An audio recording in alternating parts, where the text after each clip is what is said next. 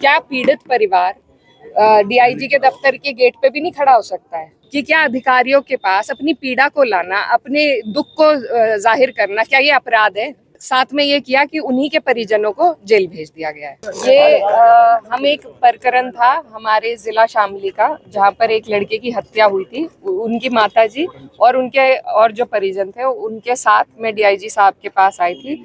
हम बाकायदा टाइम लेके आए थे उनसे मिलने के लिए। माता जी की कुछ दिल की मुराद थी जो वो रखना चाहती थी कि निष्पक्ष जांच हो। उन्हें डाउट था कि सही जांच नहीं हो रही है, तो हम आश्वासन लेने आए थे डीआईजी साहब से।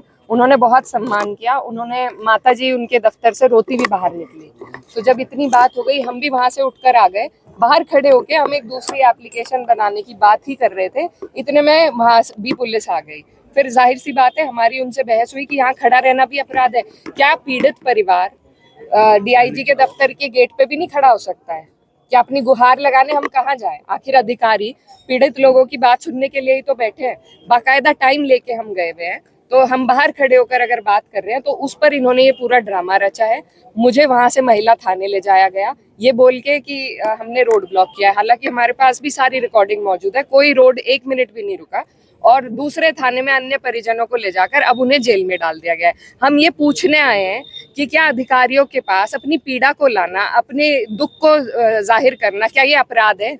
किस अपराध में उन परिजनों को जेल में भेजा गया है? और अगर उन्हें जेल में भेजा गया तो मुझे भी भेजे, नहीं तो उन्हें रिहा करें।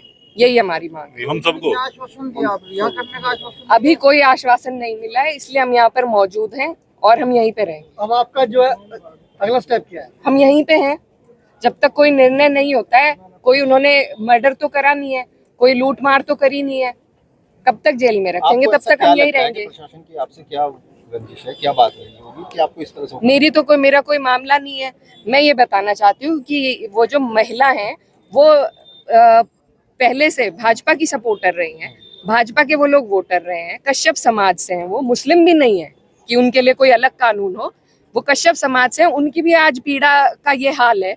हम उन्हें साथ लेकर गए तो डीआईजी साहब से सिर्फ आश्वासन चाहते थे कि निष्पक्ष जांच हो जाए, वो भी उनसे नहीं दिया गया। और साथ में ये किया कि उन्हीं के परिजनों को जेल भेज दिया गया है। आपको रोका भी गया सरसावा से आने के लिए? जब आप वहां पर बैरिकेडिंग लगाई गई। सरसावे में, हसनपुर चुंगी में हमें जिले में घुसने से भी रोका जा रहा था, लेकिन ये हमारा घर है, हम यहाँ के रास्ते जानते हैं, हम यहाँ पहुंचे हैं और अब हमारी एक ही मांग है। मुझे कोई आपत्ति नहीं है, मेरे लोग मेरे साथ आए थे, या तो मेरे पर भी मुकदमा हो, 151 में वही कार्रवाई हो, या फिर उन्हें रिहा किया जाए। पुलिस प्रशासन की कहीं ना कहीं बातचीत जो निकल के आई वो ये कह रहे हैं कि हमारी ऐसी क्या बातचीत हो सकती है, और एक सपा सांसद वो भी महिला, हम उनको कैसे इस तरह की बात कर सकते हैं? किस तरह की? कि उनको जाने के मेरे साथ नहीं, जो महिला मेरे साथ गई थी, जो मृतक की माँ है, जो पीड़िता थी, जो मेरे साथ गई थी, उनको बेइज्जत करके वहां से बाहर निकाला गया। इस हद तक कि वो रोती हुई बुजुर्ग महिला वहां से बाहर निकली। अगर मेरे साथ गया हुआ कोई भी इंसान इस तरीके से बेइज्जत होगा तो वो मेरी बेइज्जती है।